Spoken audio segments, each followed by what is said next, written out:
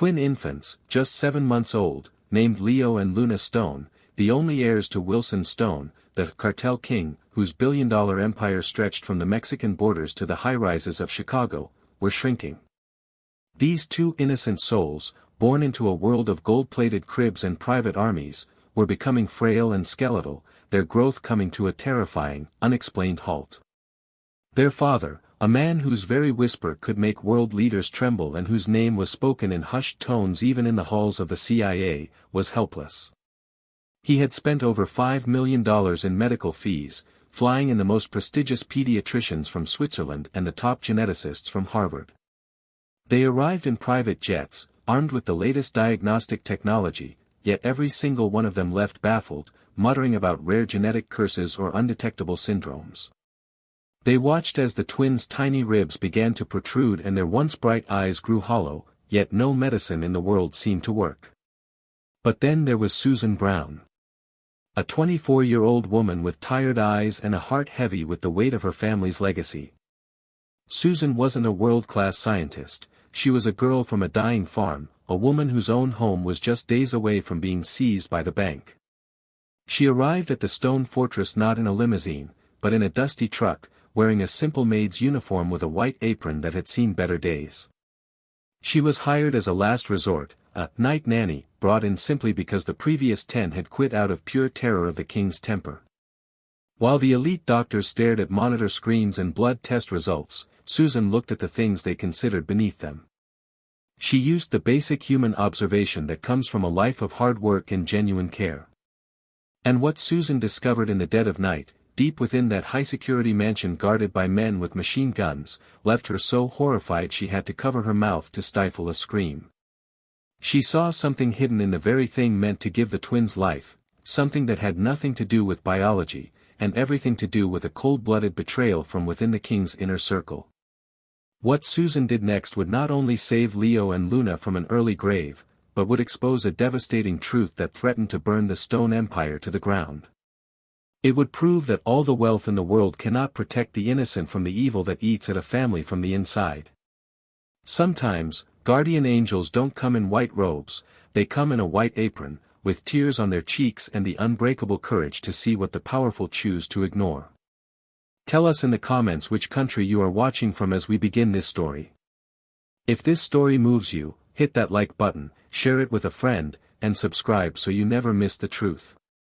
Because what happened between the Cartel King and the humble nanny will prove that even the most ruthless hearts can be healed by the power of a mother's love.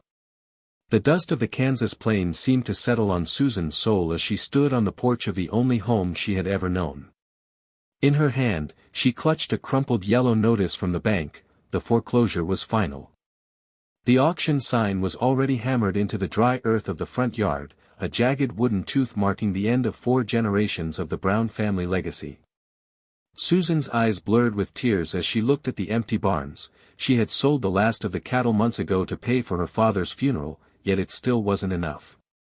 She was 24 years old, drowning in debt, and about to become a ghost in her own life. The silence of the afternoon was shattered by the low, predatory rumble of an engine. From the horizon, a sleek black SUV appeared, cutting through the heat haze like a blade. It didn't belong on a dirt road, and it certainly didn't belong here. As it pulled into the driveway, the gravel crunching under oversized tires, Susan wiped her cheeks with her apron and stood tall, her heart hammering against her ribs. The door opened, and a man stepped out. He wasn't a banker. He wore a suit that cost more than her entire farm, and his eyes were hidden behind dark glasses. He didn't offer a greeting. Instead, he held out a thick, cream-colored envelope. "Susan Brown?" he asked, his voice as cold as a winter frost. "Who's asking?" she replied, her voice trembling despite her effort to stay firm. "My employer has been searching for someone with your specific background. Someone disciplined, invisible, and capable of absolute discretion. He has a problem that money hasn't been able to solve, and his children are running out of time." Susan opened the envelope. Inside was a contract and a photograph of 2 tiny infants, Leo and Luna, looking frail and ghostly against silk sheets. But it was the check clipped to the back that made her knees weak. $50,000. It was more than the bank required to stop the auction. 1 month, the man said, stepping closer. Night shifts only. You will live in the stone estate. You will follow every protocol. You will speak to no one. If you succeed in keeping them stable, the second half of that payment will be delivered upon completion. Susan looked at the farmhouse, then back at the hauntingly thin faces of the babies in the photo. She felt a chill crawl down her spine. She knew the name Wilson Stone, everyone did. To enter his house was to walk into a lion's den. But as she looked at the foreclosure sign one last time, she realized she was already standing in the ruins. She reached out, took the pen from the man's hand, and signed her name, unaware that she was trading the quiet death of her farm for a terrifying descent into the heart of an empire built on blood. The drive to the stone estate felt like a descent into another world. Beyond the electrified fences and the gauntlet of armed guards lay a mansion that breathed cold, silent opulence. When Susan was led through the vaulted hallways, her sensible shoes clicking nervously on the polished marble, she felt less like a nanny and more like a prisoner of fate. The air here didn't smell of the dust and sun of the plains, it smelled of expensive floor wax and an underlying, metallic scent of antiseptic that signaled a house under siege by sickness. When the heavy oak doors of the nursery finally swung open, the sheer wealth of the room took Susan's breath away. It was a palace of ivory and gold, filled with hand-carved toys that had never been touched. In the center of the room sat 2 ornate golden cribs, glowing softly under the dim chandeliers. But as Susan stepped closer, the beauty of the room vanished. Inside the cribs, Leo and Luna lay like fragile porcelain dolls left out in the rain. Their skin was translucent, stretched thin over tiny, protruding ribs that rose and fell in shallow, rhythmic hitches. Their eyes, once presumably bright with the curiosity of childhood, were sunken and hollow, staring up at the ceiling with a haunting listlessness that broke Susan's heart. They didn't even have the strength to cry, they only whimpered, a sound so thin it was barely audible. They haven't gained a gram in 3 weeks. The voice was like a tectonic plate shifting, deep, gravelly, and vibrating with an intensity that made the hair on Susan's arm stand up. She turned to find Wilson Stone standing in the shadows of the doorway. He was a mountain of a man, his presence so massive it seemed to swallow the light in the room. His tailored suit couldn't hide the tension in his shoulders, and his face, etched with sharp, ruthless lines, looked as though it had been carved from granite. But it was his eyes that truly terrified her. They were bloodshot and frantic, the eyes of a predator who had finally met an enemy he couldn't shoot or bribe. He walked toward the cribs, his movements stiff, looking like a man who had forgotten how to breathe. He didn't look at Susan, his gaze was anchored to his fading children. The doctors call it a mystery, he whispered, and for a second, the mask of the Cartel king slipped, revealing a father drowning in a sea of helplessness. I don't pay for mysteries. I pay for results. You are here because you are the only one who hasn't told me a lie yet. He finally turned his gaze to her, a look so piercing it felt like a physical weight. Save them, Susan Brown. Because if these cribs go empty, there isn't a corner of this earth where you'll find peace. Susan looked from the terrifying man to the 2 dying angels in the gold cribs. She realized then that she wasn't just there to earn a check, she was standing in a fortress where the greatest threat wasn't the men with guns outside, but the invisible shadow stealing the life from within. Narrowing her eyes, she reached for a bottle on the mahogany dresser, her instincts as a caregiver finally overriding her fear. The journey into the darkness had truly begun. The heavy silence of the stone mansion at 2 in the morning was unlike anything Susan had ever experienced. On the farm, the night was alive with the sound of crickets and the rustle of wind through the corn, but here, the air felt thick and sterile, broken only by the rhythmic, shallow wheezing of the twins. The guards outside the nursery doors stood like statues, their presence a constant reminder that she was an outsider in a nest of vipers. Susan moved through the shadows of the room, her movements practiced and quiet.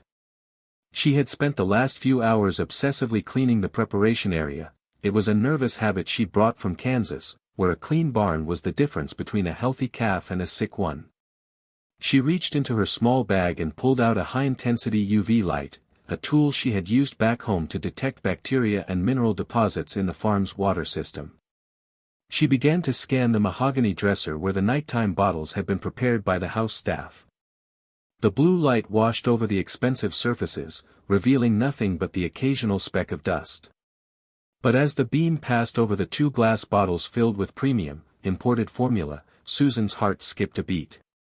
She froze, her breath catching in her throat as she leaned in closer. Under the ultraviolet glow, the milk wasn't the creamy white it appeared to be in the dim nursery light. Instead, a faint, sickly green swirl danced inside the liquid, clouding the bottom of the glass like a ghostly mist. It was subtle, nearly invisible to the naked eye, but under the light, it pulsed with a toxic radiance. Susan's hand began to tremble, the light flickering against the gold railings of Leo's crib. This wasn't a genetic curse. It wasn't a medical mystery that required a Harvard degree to solve. It was something physical, something added, and something that had no business being in a child's meal. She looked down at Luna, who was tossing fitfully in her sleep, her tiny hand gripping the silk sheet. Every time Susan had fed them over the last 48 hours, she had unknowingly been tilting that green poison into their delicate systems. Horror washed over her, a cold wave that made her feel physically ill. She realized then that the fortress wasn't protecting the babies from the world outside, it was a cage where someone was slowly, methodically extinguishing their lives from within the shadows of the kitchen. As a floorboard creaked in the hallway, Susan quickly snapped the light off and shoved it into her apron pocket, her pulse racing. She looked at the nursery door, realizing that in this house of 1,000 eyes, she was now the only one who knew the truth. And in Wilson Stone's world, knowing the truth was often a death sentence. Holding her breath, she tucked the bottles behind a decorative vase, determined that not another drop of that emerald death would touch the twins' lips. The morning sun filtered through the heavy velvet curtains of the nursery, but it brought no warmth to the room. By 8 o'clock, the estate was crawling with a fresh rotation of medical staff, led by Dr. Sterling, a man whose credentials from Johns Hopkins were as polished as his silver hair. He moved with a cold, clinical arrogance, barely acknowledging Susan as he adjusted the twins' 4 drips. Susan's fingers brushed against the UV light hidden in her apron, her heart hammering a frantic rhythm against her ribs. She knew she had to speak up, the image of that sickly green glow was burned into her mind. "Dr. Sterling," she began, her voice small but steady in the quiet room. "I was observing the infants during the night feed. I think there's something wrong with the formula. It looks different under certain light. I believe it's being tampered with." The doctor froze, his stethoscope mid-air. He turned slowly, looking at Susan over the rims of his designer glasses with a mixture of amusement and disdain. "The formula," he repeated, a thin, mocking smile curling his lips. "Young lady, this is a proprietary, nutrient-dense blend flown in weekly from a specialized laboratory in Zurich. It is tested for purity more often than the water you drink." "But I saw something," Susan insisted, stepping forward, her hands trembling. "A green sediment. It's affecting their growth. If we could just run a specific toxin screen." Sterling cut her off with a sharp, dismissive laugh that echoed off the marble walls. "A toxin screen? Based on the observations of a girl who, if I recall correctly, spent her life tending to livestock in Kansas? You are here to change diapers and keep them quiet, not to play detective. These children are suffering from a complex, multisystemic failure that the greatest minds in medicine are struggling to categorize. To suggest a simple poison is not only insulting to my profession, it is a delusion born of a small-town imagination." He turned back to his charts, his voice dropping to a low, icy warning. "I suggest you stick to your duties. Mr. Stone does not tolerate incompetence, and he certainly does not tolerate help that creates unnecessary panic. Do not mention this nonsense again, or I will ensure you are out of this house before sunset." As Sterling swept out of the room, Susan stood in the heavy silence, looking at the twins' hollow faces. A cold realization washed over her. It wasn't just arrogance blinding the doctor. Sterling was too smart to miss the physical signs of metabolic distress. He wasn't incompetent, he was a wall. Whether he was being paid to look away or was simply too terrified of the truth, Susan realized she was completely alone. The experts were the gatekeepers of the very lie that was killing Leo and Luna. If she wanted to save them, she would have to step out from behind her apron and fight a war she wasn't prepared for. The dismissal from Dr. Sterling left a cold, hollow weight in Susan's chest, but it also crystallized her resolve. If the man of science wouldn't look, then the girl from the farm would have to hunt. That night, she didn't just watch the twins, she watched the door. At exactly 1:45 a.m., the heavy rhythmic tread of a man's boots echoed in the hallway. Peering through the cracked nursery door, Susan saw Elias, Wilson Stone's second-in-command, moving with a silent, predatory grace.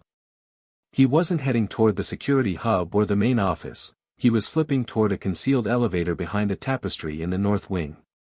Leaving the twins for a heartbeat, Susan removed her sensible shoes and followed him, her stockinged feet silent on the cold stone.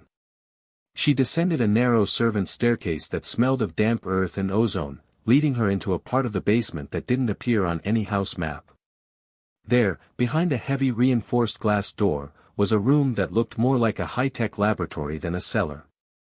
Susan pressed herself against the shadows of a structural pillar, her heart thundering so loudly she feared it would give her away.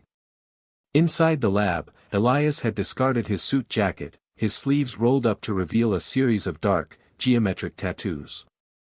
He wasn't checking inventory or securing the perimeter. With steady, practiced hands, he opened a fresh shipment of the Swiss formula canisters.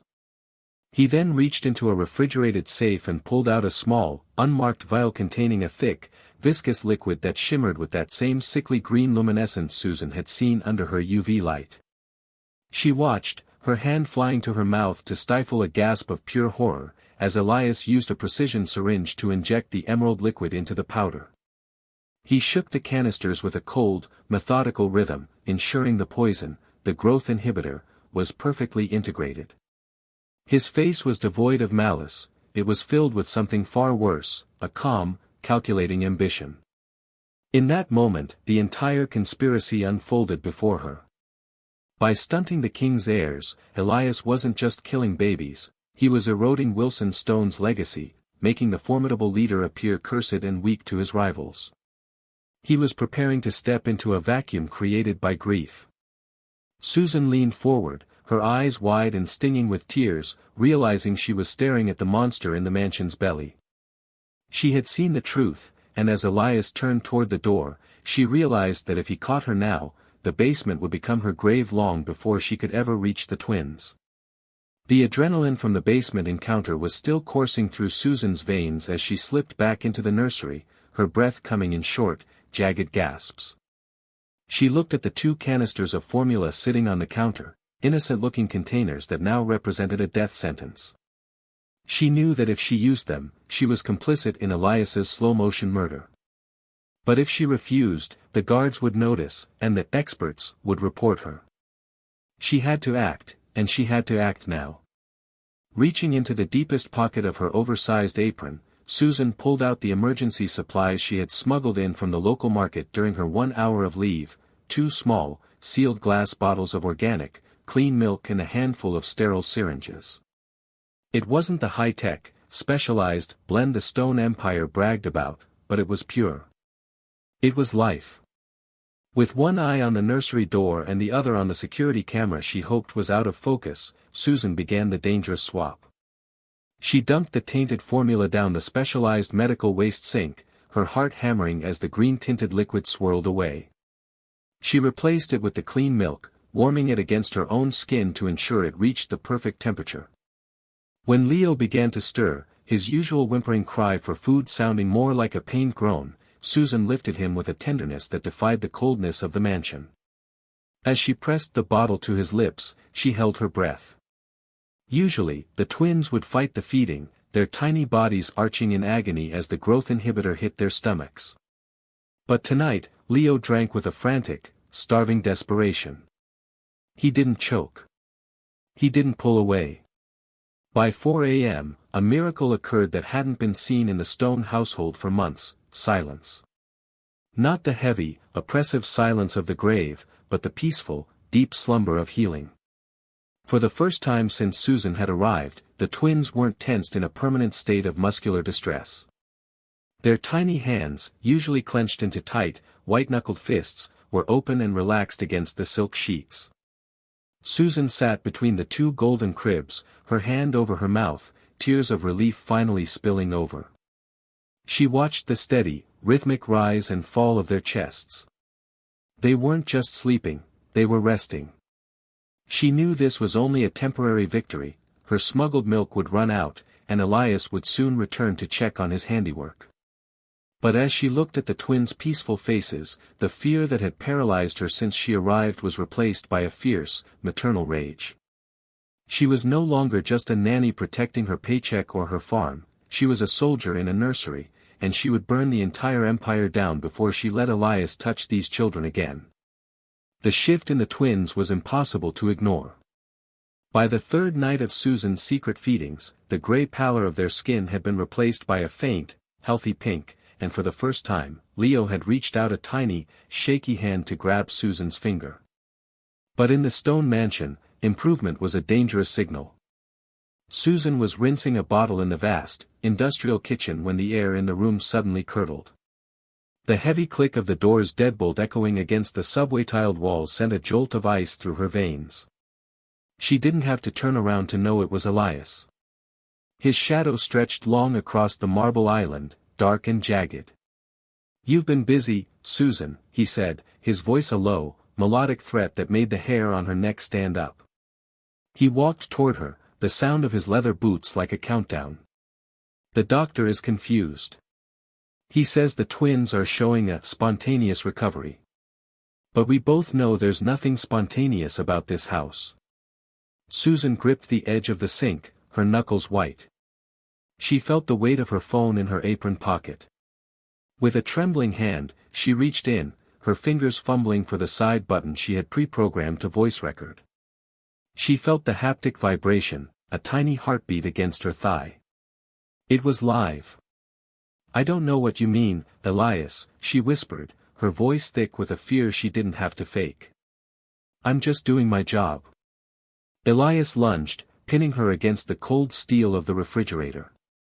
His hand clamped onto her shoulder, his face inches from hers. The mask of the loyal soldier was gone, replaced by the bared teeth of a wolf. "Don't lie to me, farm girl. I saw the trash. You've been dumping the specialized formula. You think you're a hero? You're a dead woman walking." He chuckled, a dry, rattling sound. "Wilson is a broken man. He's blinded by his grief, and while he's busy mourning his dying legacy, I'm the one ensuring it dies on schedule. By the time I'm done, I'll be sitting in his chair, and those runts will be a footnote in the history of the Stone Empire. And you?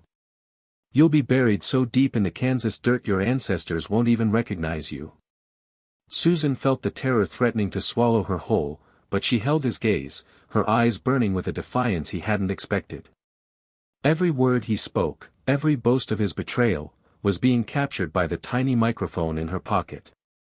"Why?" she choked out, forcing him to keep talking. "They're just babies." "They're obstacles," Elias hissed, his grip tightening until she winced. "Power belongs to those who are willing to take it." Wilson got soft. He grew a heart, and in this world, a heart is a target. "I'm just pulling the trigger." He shoved her away, his eyes cold and final. "Enjoy your last night, Susan. Tomorrow, the curse returns, and you will simply disappear." As he unlocked the door and vanished back into the shadows of the hallway, Susan collapsed against the floor, her chest heaving. Her hands shook as she pulled out the phone and hit save. She had the monster's voice. Now, she just had to survive long enough to play it for the king. The predator's threat had been clear, but Susan knew that for Elias, tomorrow was too long to wait. As the heavy kitchen door swung shut, she didn't freeze, she moved with the frantic, calculated desperation of a mother protecting her brood from an approaching storm. She raced back to the nursery, her heart hammering against her ribs like a trapped bird. Wilson was gone, lured away to the docks for a staged, emergency meeting, leaving the fortress vulnerable to the snakes within. She burst into the room and didn't hesitate. She grabbed the twins, wrapping them tightly against her chest in a heavy fleece papoose, their small, warm bodies the only anchor in her world of chaos.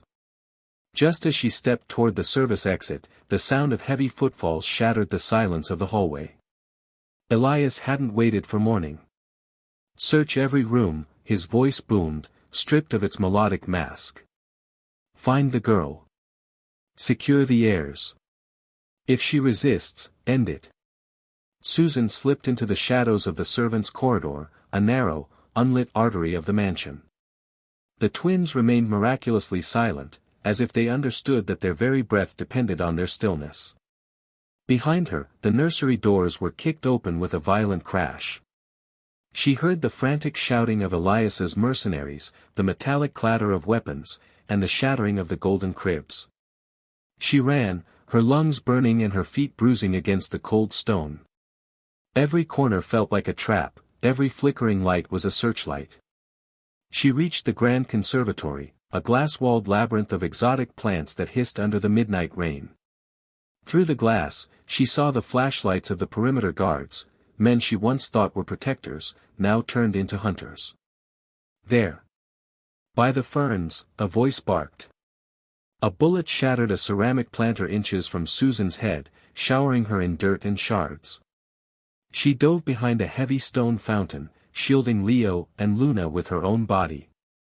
The twins let out a soft, terrified whimper. "Shoo, shoo," Susan whispered, her voice a jagged thread of prayer. "I've got you. I've got you." The hunters were closing in, their boots crunching on the glass shards. Susan looked at the heavy iron gates leading to the southern woods. It was a half-mile run in the open, exposed to the rain and the rifles.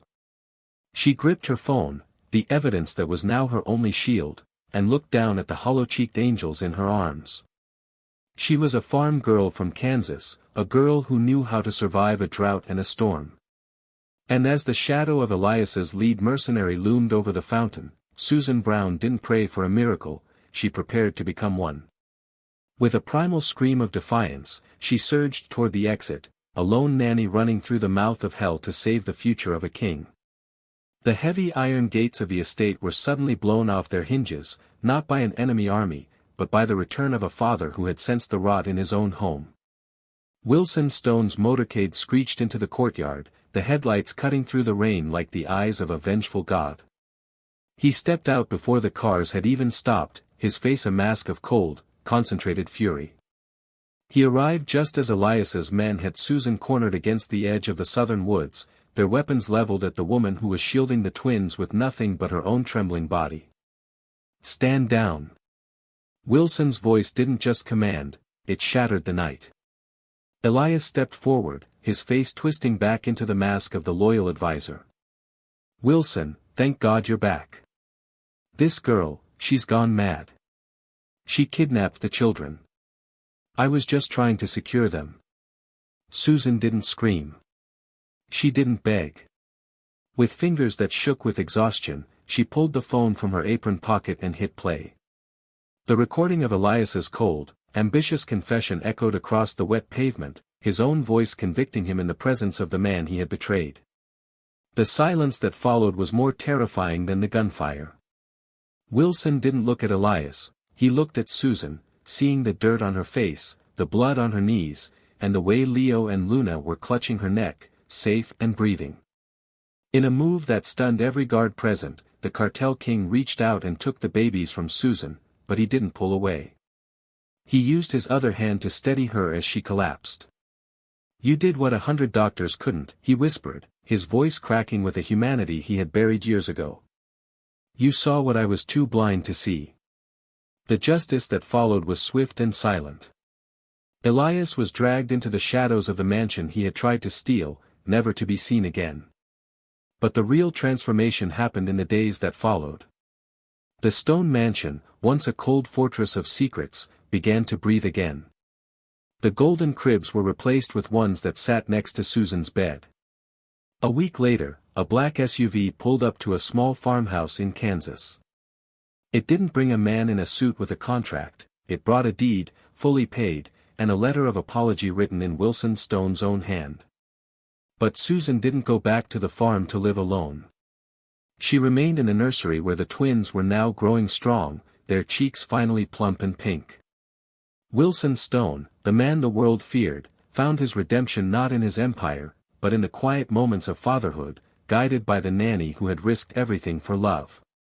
From the ashes of a criminal legacy, a new family was born, one built not on power, but on the unbreakable bond of a woman who saw the truth when everyone else looked away. Thank you for taking the time to listen to this story.